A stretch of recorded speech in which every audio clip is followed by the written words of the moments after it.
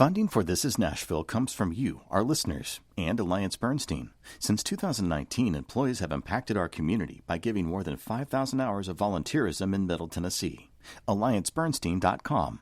Alliance Bernstein is not affiliated with National Public Radio. I'm Khalil A. Colonna, and this is Nashville. Bettie Page, the model who took the 50s by storm, was born and raised right here in Music City.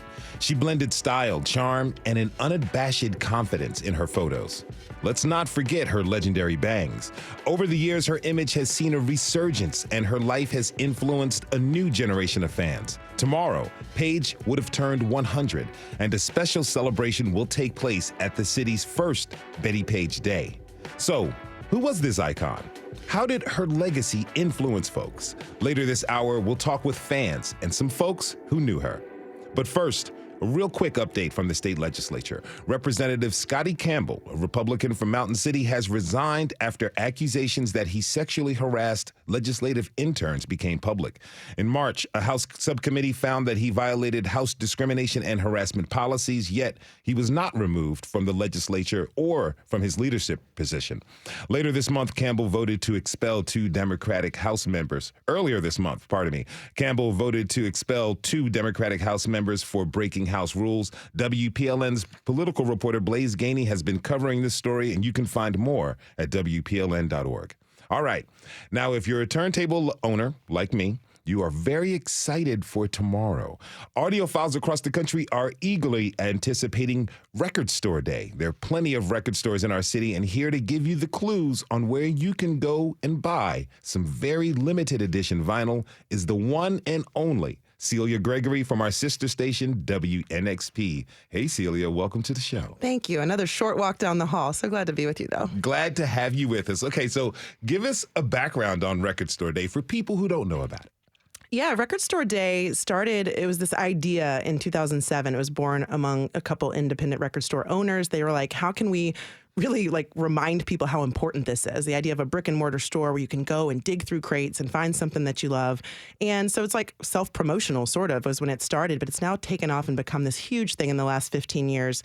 And nearly 1,500 record stores participate across the country. Okay, so there are select records that are released only for Record Store Day, right? Yes, indeed. It sort of gives artists and labels a chance to package something maybe old and refashion it and revive it, maybe an anniversary issue, maybe a new color vinyl, maybe it's remixes. It's any reason to resurge this piece of art or maybe release something brand new. They use Record Store Day as an excuse to get that to some of the rabid fans. And it really does sort of separate the wheat from the chaff in some ways because it is such a competitive thing, some very limited runs.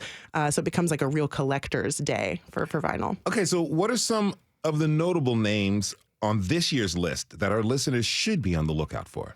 Okay, well, people would really be upset. Several of my friends would text me if I didn't mention Taylor Swift has a special release tomorrow. Yeah, you have to mention Taylor. I mentioned that they range in number. So some of these, it'll be for an independent small artist, it might be only 700 records are pressed for Record Store Day nationwide. So they're divvied up across all these stores, right? So not every store has everything. But for Taylor Swift, 75,000 copies of this folklore special thing, that's actually a golden ticket for a Swiftie because there's millions of fans vying for that piece of vinyl, right? Yeah. So that's one notable one. I mean, we have artists that we play on WNXP, like Jose Gonzalez has a remix LP of his most recent record, Beach House, Bjork. But then there's all these classic rock things too, these insanely obscure singles, 3-inch singles from The Doors. We have live records from Pearl Jam, Motorhead. And I saw that on the list, the record, Yes, the band Yes, performed in Knoxville at Civic Auditorium. So if any Tennesseans are at that show in 1972, you can pick it up on vinyl on Saturday. I saw that some legends like Roy Ayers and Archie Shepp, jazz legends, were having releases on there. I was really excited. I'm going to have to get in line early. But tell me, What about some of the local artists who are featured during Record Store Day? Yeah, Khalil, I'm so excited you asked because I have somebody that's like really like this young upstart up-and-comer that has a record out. Dolly Parton, she's from Tennessee. She's got this, I heard about her. It sounds like she has promise. We're keeping eyes on her. No, she's got a monument singles release coming out. So early singles from 1964 to 1968. I got my eye on that for sure. And jokes aside, Jason Isbell, Amanda Shires, they're actually official Record Store Day ambassadors for nationwide, based right here in Tennessee.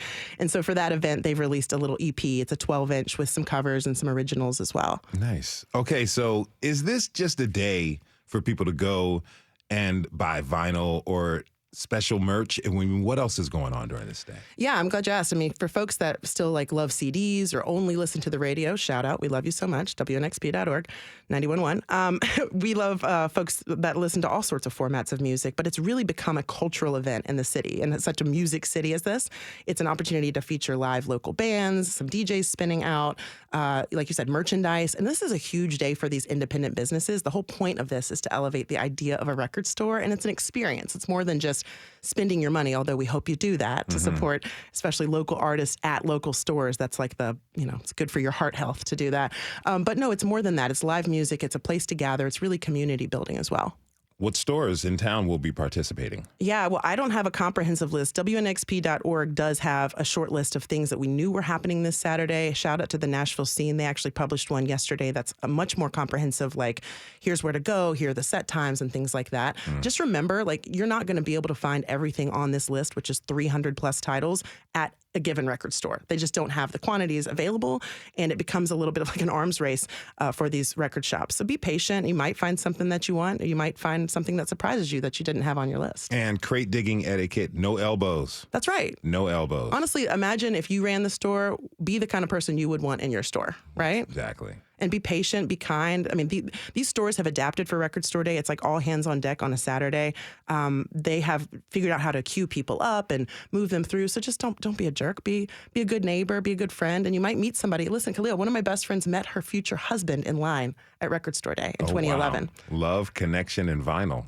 I love it. Now, collecting vinyl has become a lot more popular over the years after the format was mostly replaced by CDs way back in the day, for those of us who remember that. Where do you think the rise in interest now is coming from? You know, I think in general in music and for all art appreciators, there's an appreciation of things that have come before and that passed. So there's this like retro appreciation of vinyl, but I think it's much more like a tactile experience. Like people in this age of singles dropping, and you can just the immediacy of hearing a new song immediately when it's released on a streaming service. People kind of like the idea that you have to get up and put a record on the record player, and you hear this warmth, this crackle, you know, it's like a fully body experience, a sonic experience, a tactile experience. You have to get back up to flip it over for side two. I also think there's an appreciation of how albums used to be made with the idea of the track listing in mind, not just singles. You know, hearing it in order, tracks 1 through 12, like I said, with that break in the middle. I think people are really going back to that sense. And also there's the audio quality. So folks still think that it's superior to anything digitally or anything in the future we're maybe going to get. All right. So do you have a prized album?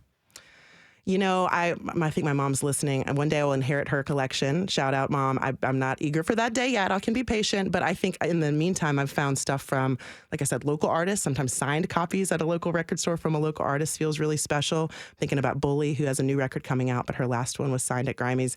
And then I also have like some classic rock things I've found. I'm a little bit of a head, and like when I find like a David Bowie Ziggy Stardust, an original copy, I spent the big bucks on that because I think I'm going to want to have that forever and give it to somebody later on for me, too. Okay, so you touched on this a little bit earlier, but anybody who's new to Record Store Day, really, what should they keep in mind when going out to these stores in order to have not just a good, but a great shopping experience? Yeah, I think just appreciation that these places still exist. So first of all, go in with that frame of mind that like, how cool is it that we live in Music City and there are innumerable places to get music, and there are a lot of them right here in this beautiful city. And like I said, be patient, be kind, have a good time, spend your money locally. It's going to feel good for you, and definitely for the artists and the record store owners. Yes, and don't forget to wash your hands by digging through records. They can get a little bit dusty. That is Celia Gregory from our sister station, WNXP. Thank you so much. Thank you so much. Celia. I'll see you out there. I'll pick you up at like 5 a.m. so we can get in line. Okay, we're going to go digging tomorrow. That's right. 5 a.m. We'll have coffee and vinyl. We have to take a short break. When we come back, we'll get to the story on the first ever Bettie Page Day and learn what the historic icon means to the folks who are celebrating it. Are you a Bettie Page fan? Join the conversation by tweeting us at This Is Nashville. We'll be right back.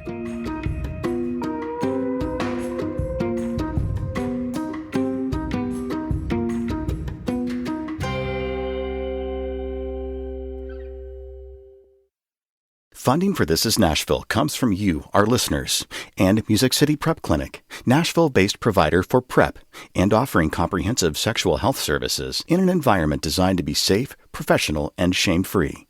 Learn more at musiccityprep.org. I'm Khalil Ecolona, and this is Nashville.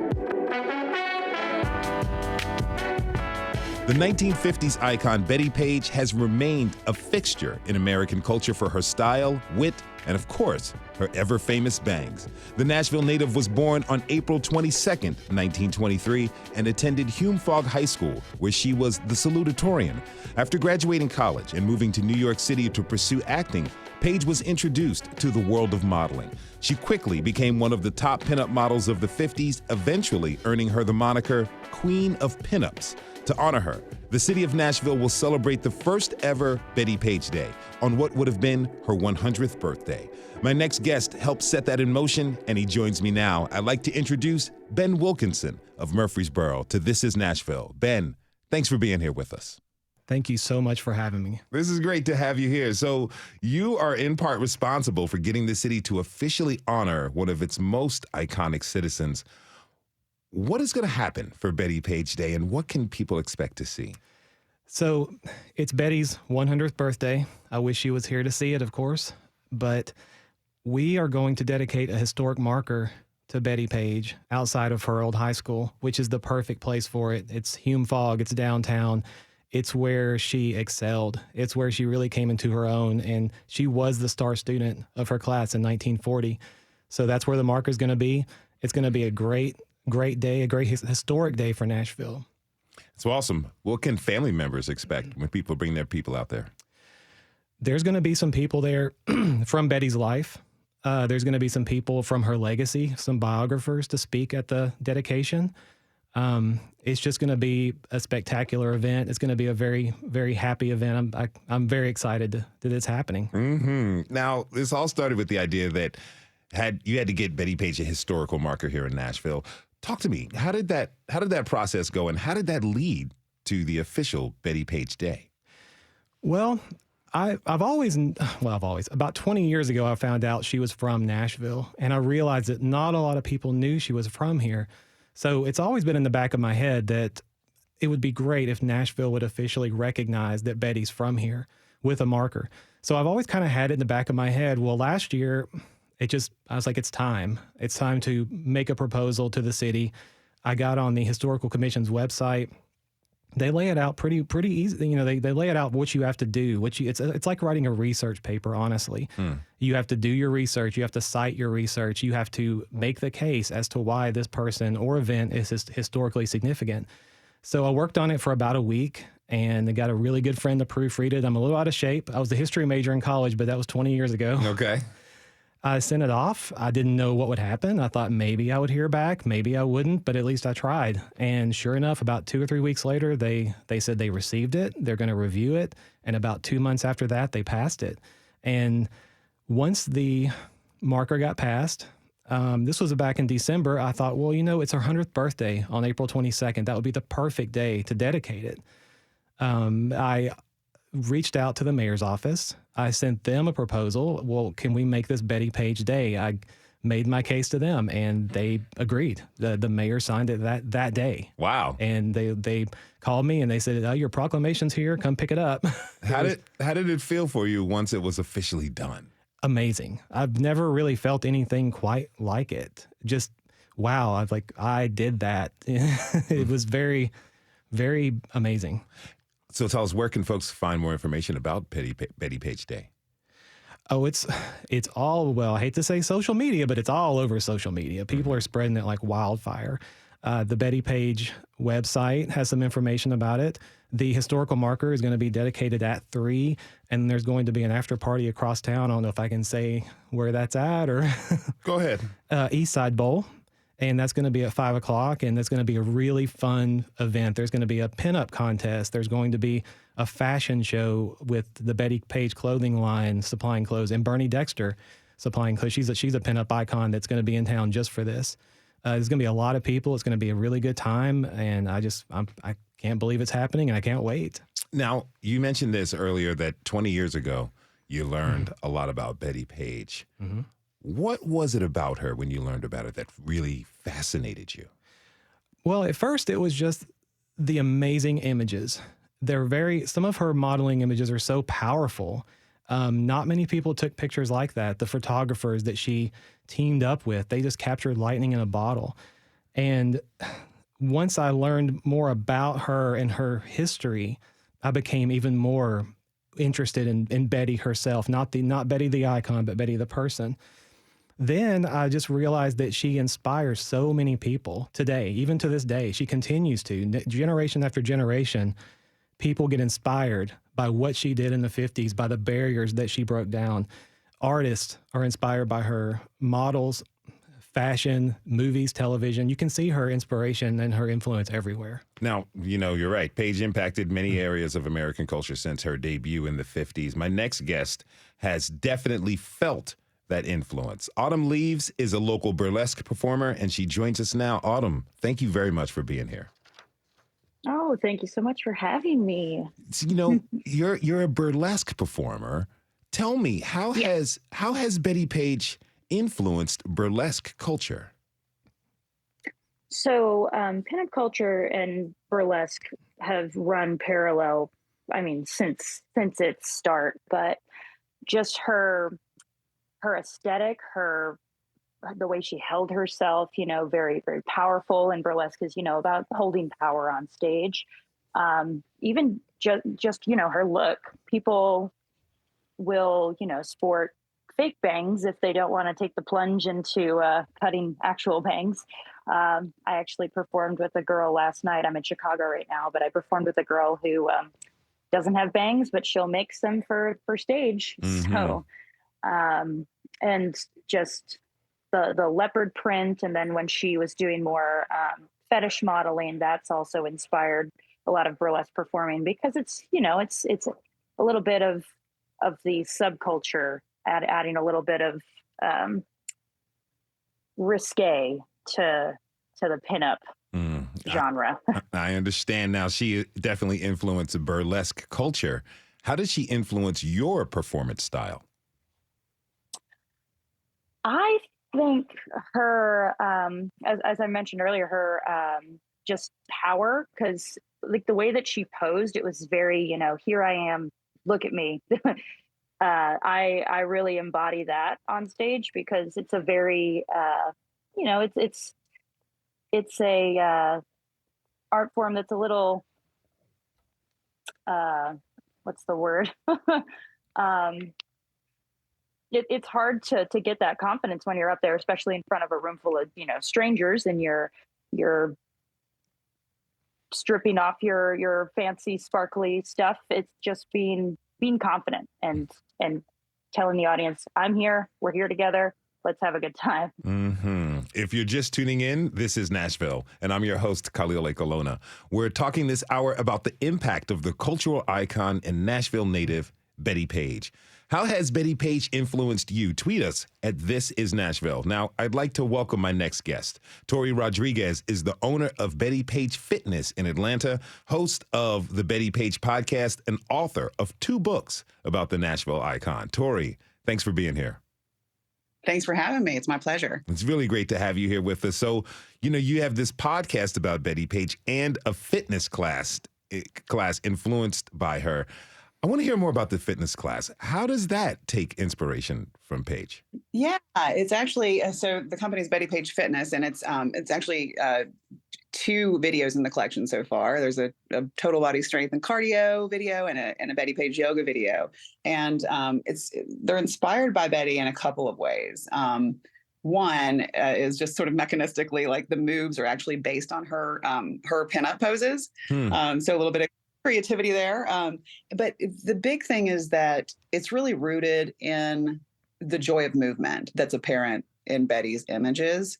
So much of fitness culture and especially diet culture, which is just rampant in our society, just makes us feel bad about ourselves and emphasizes external motivation, like burning off the brownie or working out so that you can earn food and that sort of thing. And so, but with Betty, it's just clear that she just felt really strong and vibrant in her body, and really embraced the joy and privilege and freedom of movement. And like Autumn, I like that term that Autumn mentioned, holding power in her body. So we try to capture a little bit of that, just help people connect with the power of movement and really appreciate what their bodies have done and can do for them. It sounds like a lot more fun than Taibo, I'll tell you that. Now, aside from like folks getting in shape, it feels like it's a celebration about the individual and who they are. Am I right with that?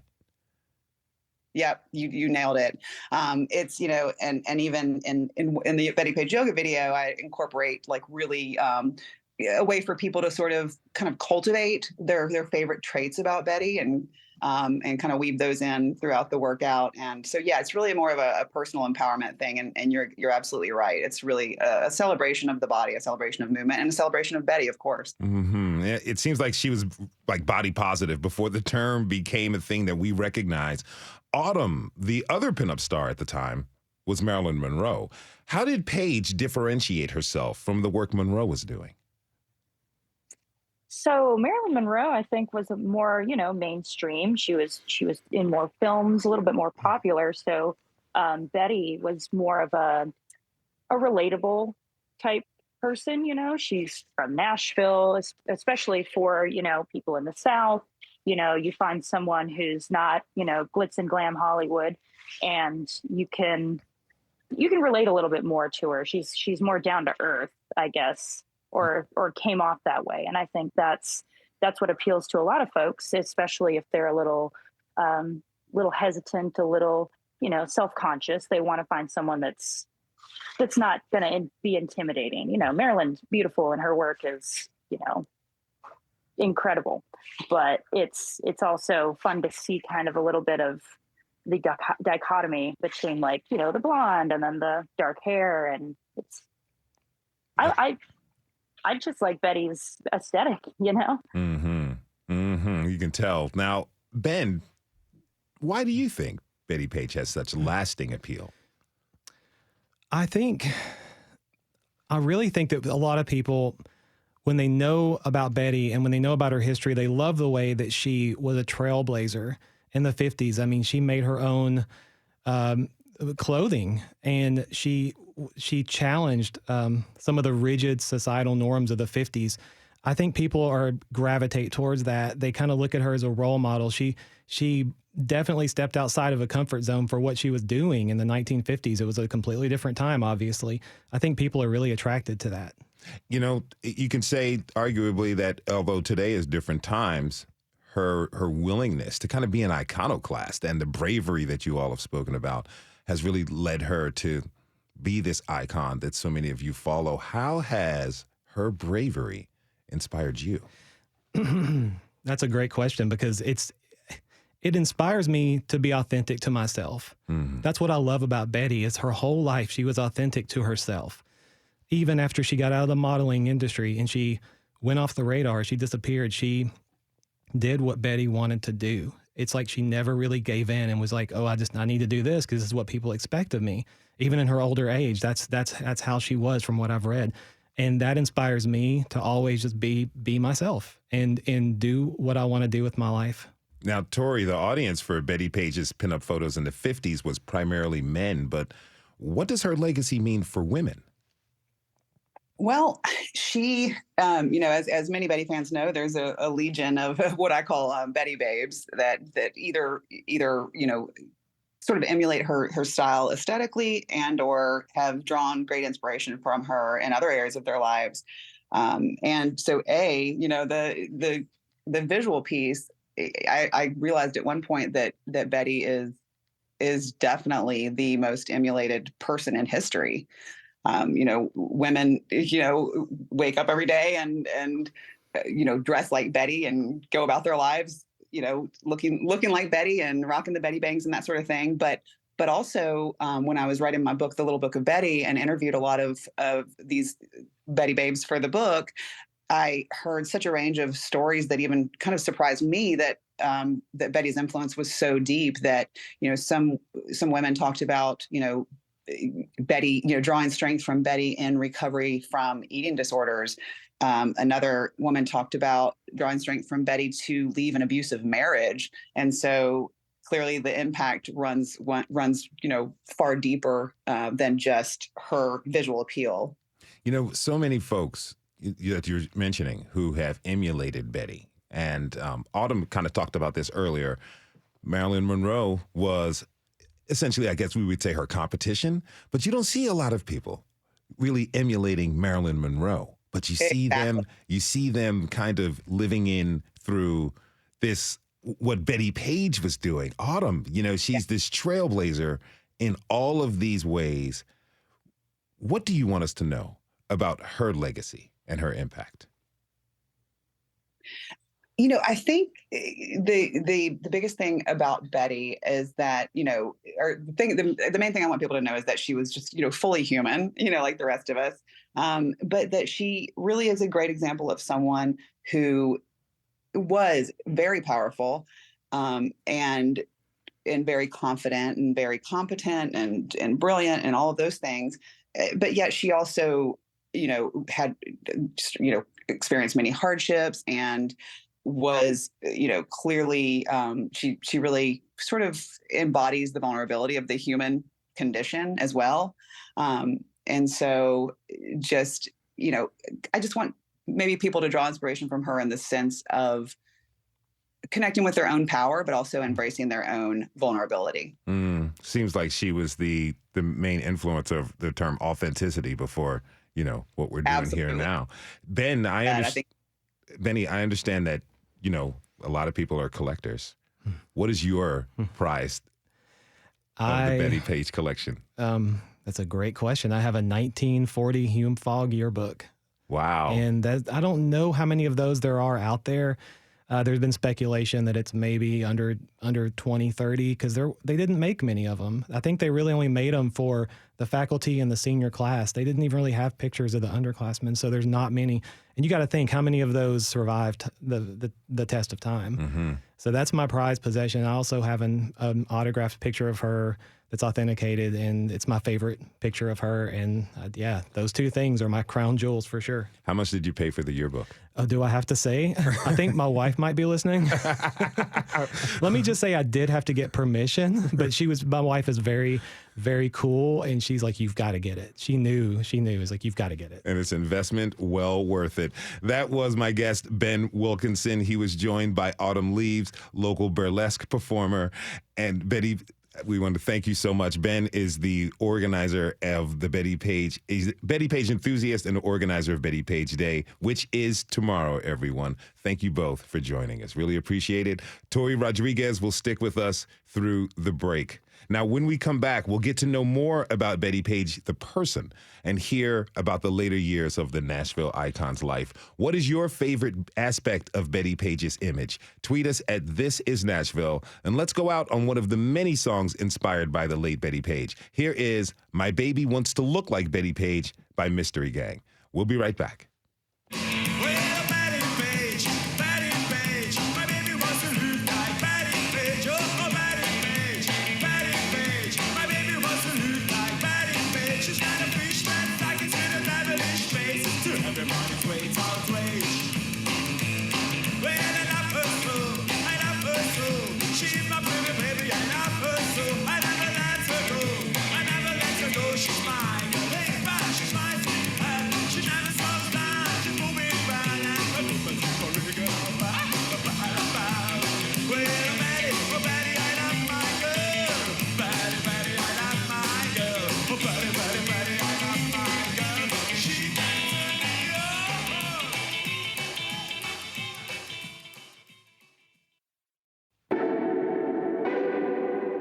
I'm Khalil Colonna, and this is Nashville.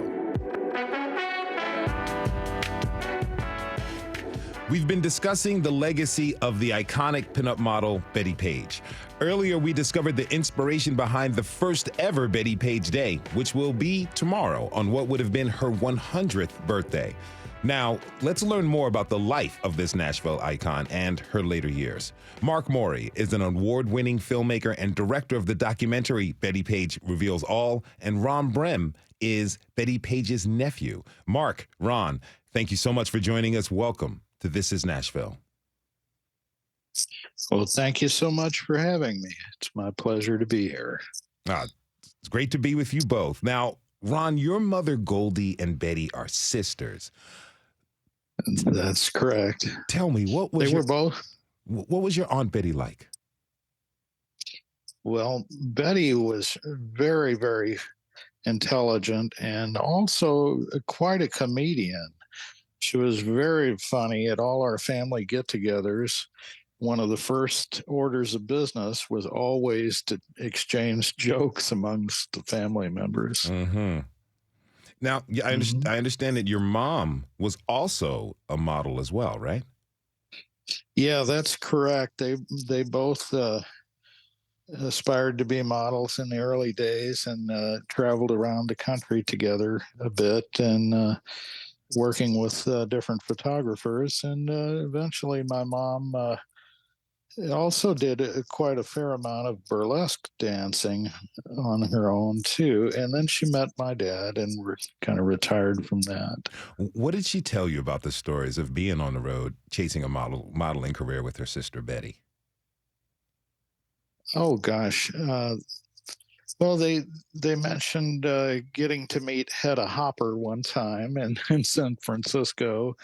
And they would exchange cards and letters. My mom ended up staying in San Francisco for a time when Bettie moved to New York. And they would write back and forth about different modeling agencies they were getting to work with. And they were very excited about all of it. Mm-hmm. Yeah. Now tell me, absolutely. You've known your aunt since childhood. She's Aunt Bettie. When did you learn that your Aunt Bettie was famous? Well, when I was growing up, I knew that both my mom and Bettie modeled a lot, but to be honest, the family kind of didn't explain to me exactly what kind of modeling they did. Okay. And it wasn't until I was about 19 years old, my mom went up into our attic in our house I grew up in, and she brought down this big box with all these magazines in it and such, and which I still have to this day. And you could say it was quite an eye-opening experience in a multitude of ways. I understand that. Yes, sir. Yes, sir. Okay. Mm-hmm. Now, Mark, you knew Bettie in the later years of her life when you worked on the documentary Bettie Page Reveals All. What was it like getting to know her as you worked on the project?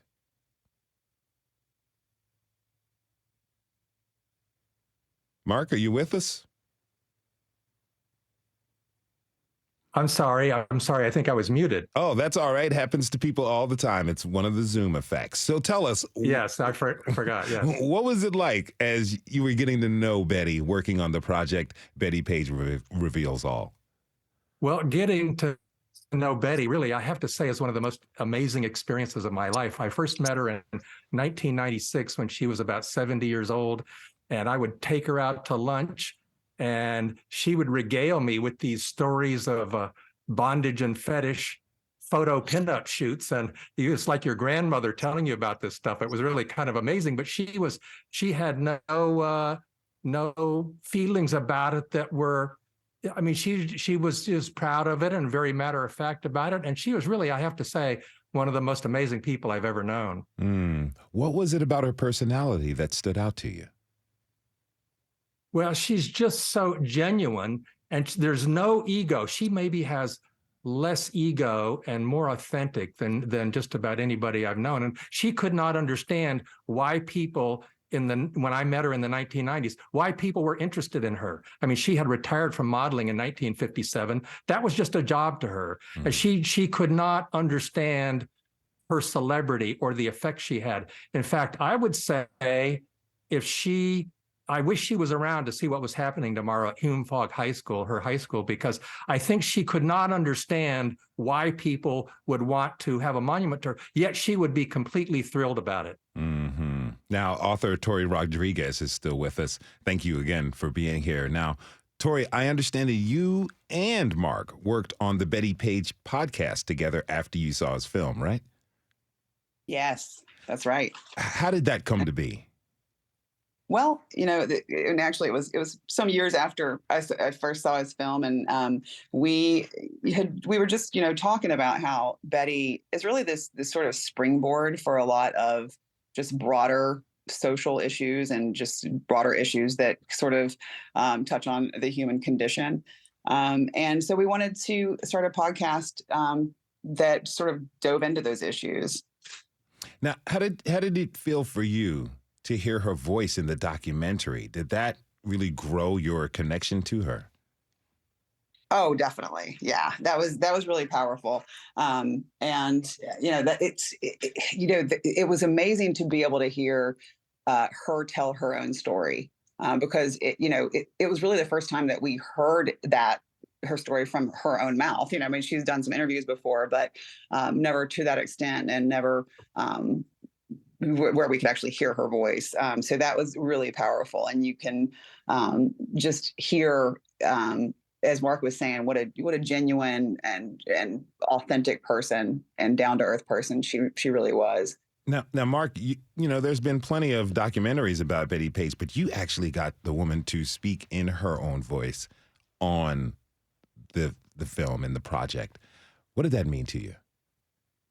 Well, it meant everything to me. I mean, because Bettie has this wonderful personality that actually carries the film. If she didn't have that power and that personality and genuineness, she couldn't have carried the film with her voice. But that's what you only see her voice.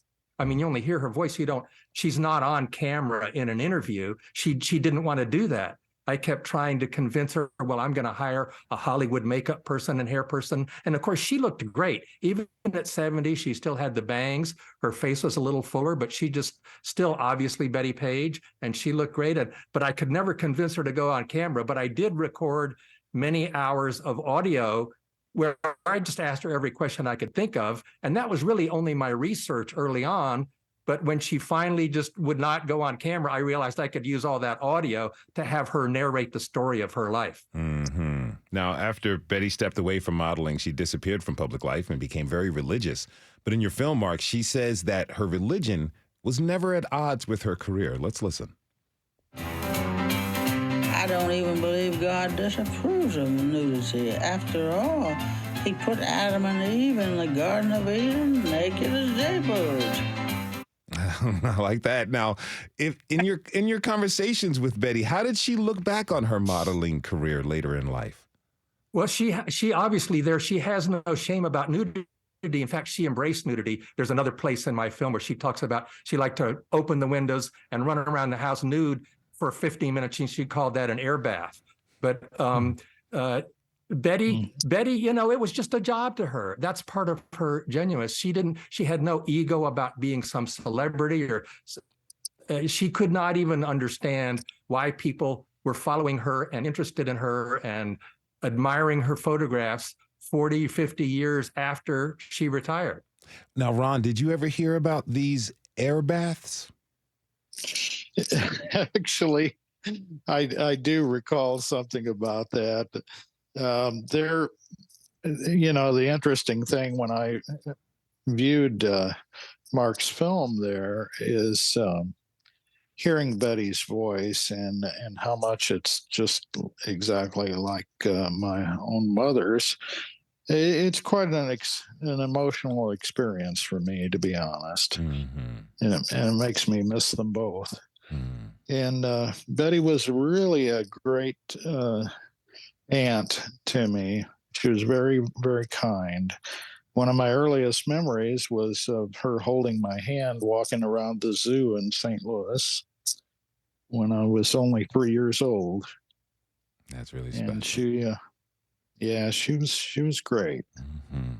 You know, some of Bettie's most famous moments were from her time working with filmmakers and photographers, Irving Klaw and his younger sister, Paula.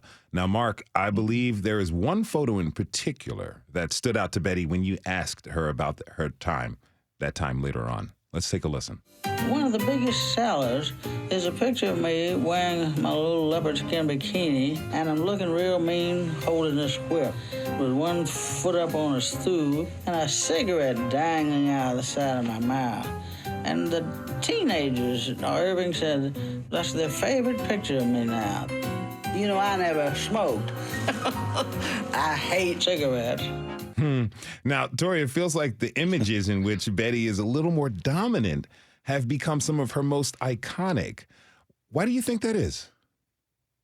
That's a really good question. The first thing that comes to mind is just, again, they really embody in those photos. She really embodies that power that we keep talking about. And it's just like, I think that's one of the most captivating things is it's so rare to see someone who you can just look at them and just tell how powerful they are. It's almost intimidating. And I think especially those pictures where she's sort of, Dom Betty, as I call her, epitomize that. During her career, she was persecuted for the very imagery that we celebrate today. Tori, how difficult was that for Bettie to live her life the way she wanted?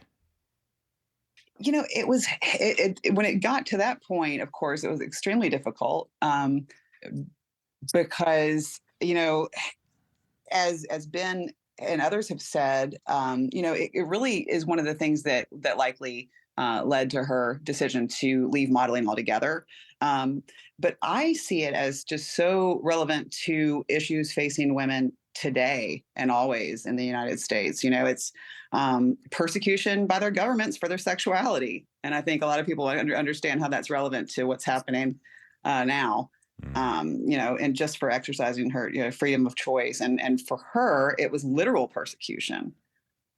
Mark, well, and if I could add to that. Please. But Bettie just didn't understand why people had a problem with her nude photographs. I mean, she said was no shame, no judgment. She had no judgment about any of these things, and she couldn't understand why other people wanted to judge that. That's very true. If you're just tuning in, this is Nashville, and I'm your host, Khalil Lekalona. We're talking this hour about the legacy of iconic pinup model Bettie Page. My guests are Mark Morey, Tori Rodriguez, and Ron Brem. Join the conversation and tweet us at This Is Nashville. But, after she stopped modeling, she did have some difficult times in life. Tori, can you tell us about some of the mental health struggles she had? Yeah, she had been, at some point in her life, diagnosed with paranoid schizophrenia, which, of course, is a degenerative brain disease. And, back then, I have so much sympathy for her when I think about what she must have gone through so many decades ago when our understanding of mental illness and certainly the available treatments for mental illness were so unevolved.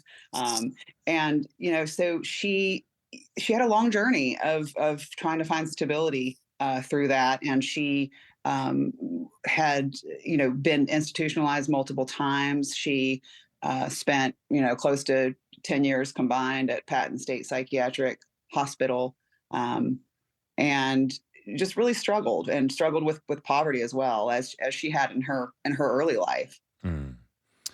She was yet, able to overcome those struggles later on in life. That's one of the key reasons why people are so inspired by her, and including myself, is just she overcame so many what seemed to be insurmountable hardships and still somehow, kept that optimistic spirit, and that, she was able to connect with, her sense of joy, even after all that. Well, and if I could add to that, when you hear her voice narrating my film, this is after her mental difficulties. This is after her 10 years in Patton State and all these things. And she sounds great. She sounds fantastic. So she overcame all of that. Mm-hmm. I mean, so Mark, talk to me about that. We understand that, she had a hard life growing up. She has this career, she leaves, and then she faces struggle and difficulty later on in life, but still she endured and she overcame. How does her story, you mentioned it a little bit earlier, but tell me in a little bit more in detail, how does her story really motivate and influence and inspire you? Well, see that you hit the key thing right there. She faced immense difficulties. I mean, when her father was sexually abusing her and her sisters. Her mother then left her father because of that, and Betty had to go into an orphanage for a while, and then later in life after she retired, she really had no income. In fact, when she was having mental difficulties, it was partly because her brother had said he was going to take care of her, but then he didn't show up for her, and she was just kind of left on her own. So her ability, her strength in overcoming all of these things and having a positive attitude, and that is really sort of the key to Bettie Page. No matter what happened to her, she's just inspired so many people. Now, Ron, did you get to spend much time with your Aunt Betty in those years after she stopped modeling?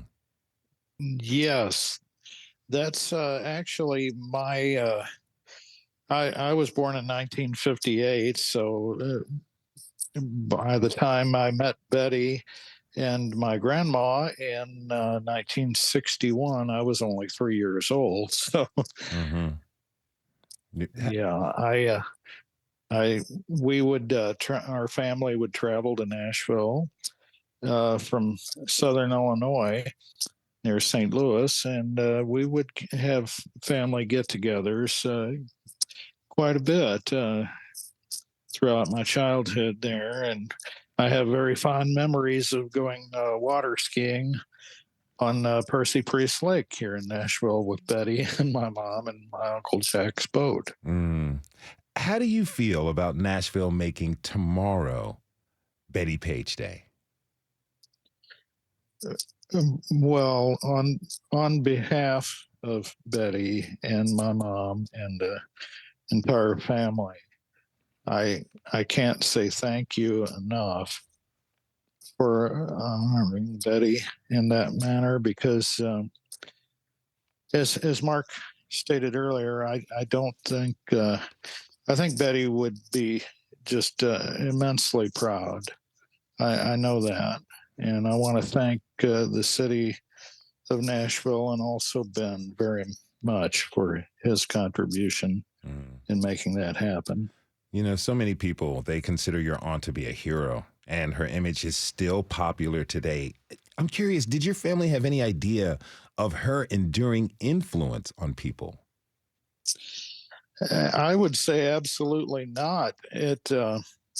I'm not sure my mom or Betty, either one, realized the impact that she's had around the world. And even myself, I'm still coming to grips with that idea. It's an incredible thing. It's a lasting legacy for the entire family to be proud of. Now, absolutely. Tori, tell me, in what ways can younger generations look at Betty's life as a source of inspiration?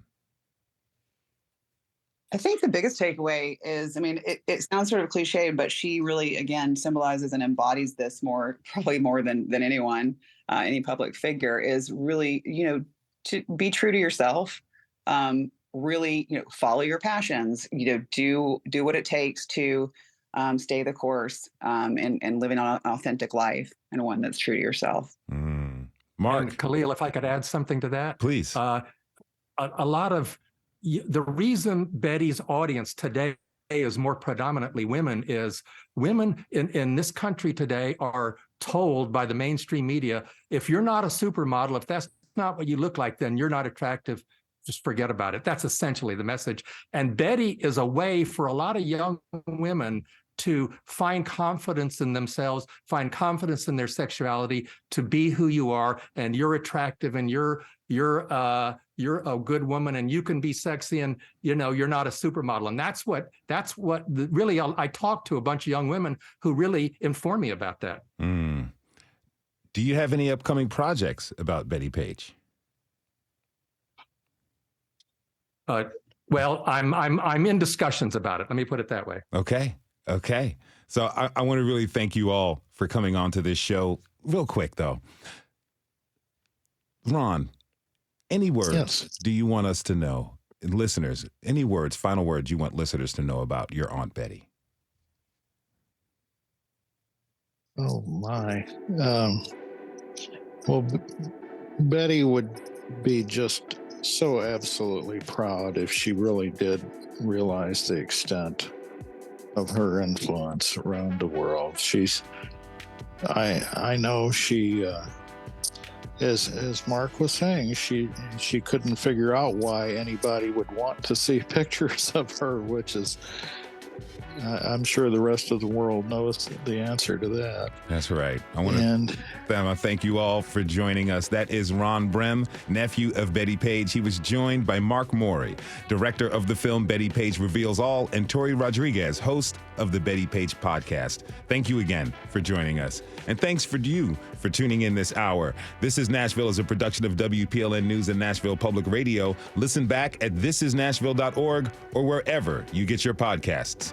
Today's episode was produced by Rose Gilbert. Our senior producer is Steve Harouche. Our digital lead is Anna Gallegos Cannon. Michaela Elias is our technical director. Our executive producer is Andrea Tudhope. The masterminds behind our theme music are Laurent and Namir Blade. Special thanks to Allison Inman. And the conversation doesn't end here. Tweet us at This Is Nashville. Find us on Instagram and tell us what you want from our show by filling out our quick survey online. This is Nashville. I'm Khalil A. Colonna. We'll see you tomorrow, next week, everybody. Pardon me. And be good to each other.